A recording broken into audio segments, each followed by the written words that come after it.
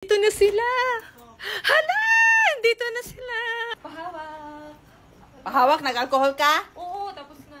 Baby.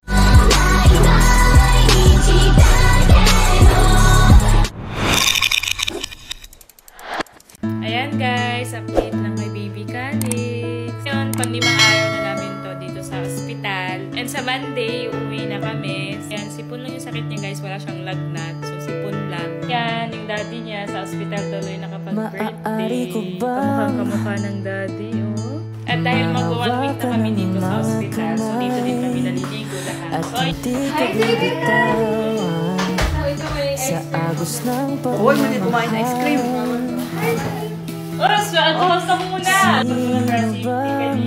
Di mahuhulog sa taglay ng ganda. Tulog! Huwag istorbuhin! Uy! Huwag nga istorbuhin. Tulog nga. Huwag nga. Tutulog.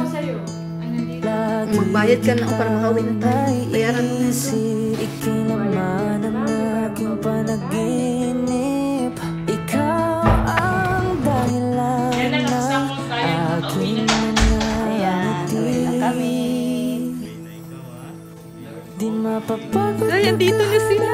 ng paraan. Aaminin ko sa'yo aking nararamdaman. Hawak, nag-alcohol ka? Ilang beses mo man akong talikuran. Gagawin ang lahat, maging akin ka lang. Hindi ko tipunan sa Alam mo bang hindi madali sa aking maiwanan mag-isa. Lalo na sa manahon na kinakailangan pa kita. Wala na ba akong alaga para putulin ang bigla? Hindi na ba mababalik ko sa tayo nagsimula? Alam mo bang ang kakarapin mag-isa kung ang kinakatarot? Kaya bigla nang dumating na hindi ko inasahan na mawawala na lang ng biglaan ka sa aking paningin.